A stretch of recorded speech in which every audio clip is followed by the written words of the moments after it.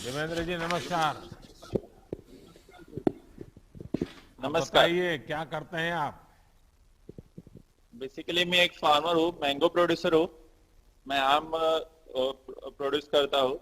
और आम अभी ये प्रोजेक्ट की वजह से मैं आम पहले 14-15 दिन लगते थे, अभी ये प्रोजेक्ट की वजह से मैं 4-5 दिन में आम पका पका लेता हूँ।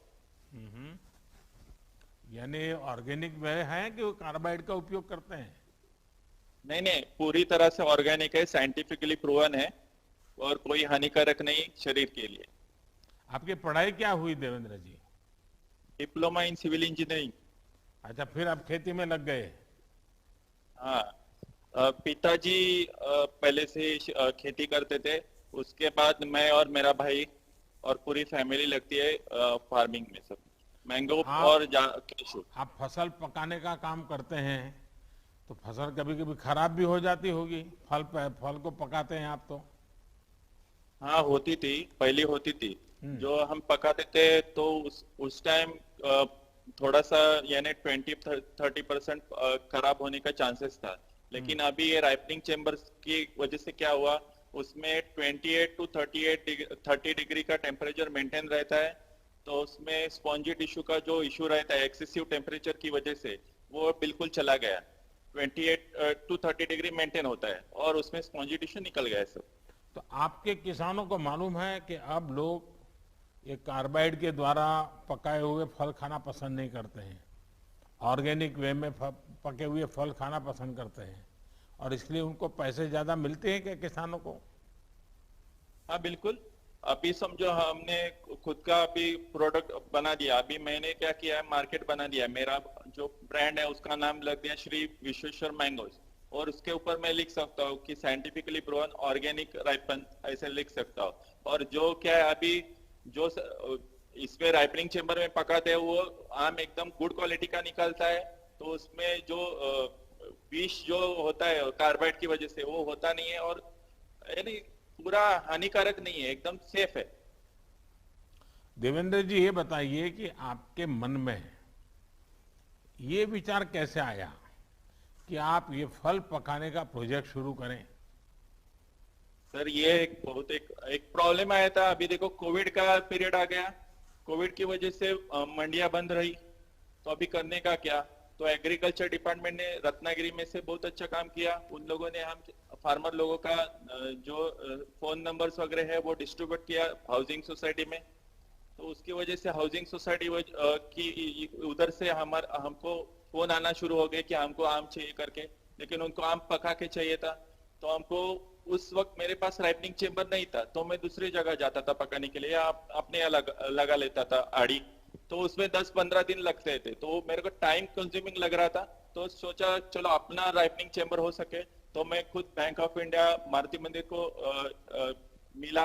उन लोगों बोला कि मेरे को अभी ऐसा ऐसा करने का है राइपनिंग चेम्बर। तो वो बोले कि एग्रीकल्चर इंफ्रास्ट्रक्चर करके एक स्कीम है, उसमें आप ये कर सकते हैं प्रोजेक्ट। तो मैं प्रोजेक्ट कर सका और मेरे को फायदा भी हो गया उससे। अच्छा, आपने कितना लोन लिया था। आपको ये लोन मिलने में कोई दिक्कत तो नहीं आई। किसी से कोई नहीं नहीं। बीच में बिचौलिया कटमनी मार तो नहीं गया ना। नहीं नहीं, बिल्कुल नहीं। 16 लाख का टोटल लोन था। और कोई प्रॉब्लम भी आई नहीं। जैसे मैं बैंक में गया तो बैंक ने मेरे को खूब अच्छी तरह से कोऑपरेट किया। उन्होंने 2 हफ्ते में मेरा लोन सैंक्शन कर दिया। और पोर्टल में भी उन्होंने भर दिया सब।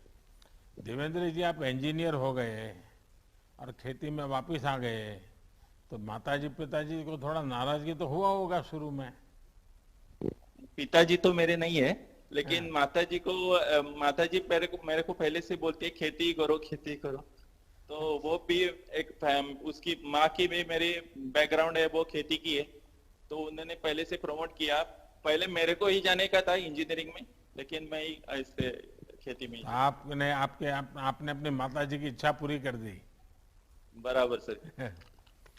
देवेंद्र जी देखिए, ये आप एक उदाहरण है कि जब एक किसान खुद ही उद्यमी बनता है और जब पढ़ा लिखा नौजवान खेती में आता है तो कितना बड़ा बदलाव आ सकता है।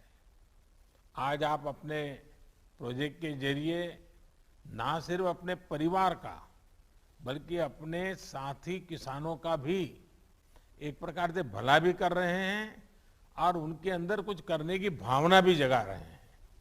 बराबर। देवेंद्र जी, आपने बताया कि आपको लोन कितनी आसानी से मिल गया। आज से 6-7 पहले तो गरीब किसानों को लोन मिलने में कितनी दिक्कत आती थी वो सब जानते हैं। हमारी कोशिश है कि हमारे किसानों को पैसों की, संसाधनों की किसी तरह की कमी ना हो। हम इसी प्रयास में लगे हैं। चलिए देवेंद्र जी, आपको बहुत शुभकामनाएं और आपका माताजी को भी बहुत प्रणाम, जिन्होंने आपको ये संस्कार भी दिए, शिक्षा भी दी और आपको खेती के काम में फिर से लगा दिया। आपकी माताजी को भी मेरा प्रणाम। सर जी, आप आम के सीजन में जरूर आ जाइए इधर अरे आम वाह, टेस्ट करने के देखिए लिए। रत्नागिरी का आप तो बड़ा फेमस रहता है भाई, लेकिन इस बार तो आप लोग बाढ़ के कारण भी बहुत परेशान हो गए। हाँ, बारिश ने भी बहुत आपको हैरान कर दिया, लेकिन आपके निमंत्रण के लिए बहुत धन्यवाद आपका। धन्यवाद। धन्यवाद। धन्यवाद जी।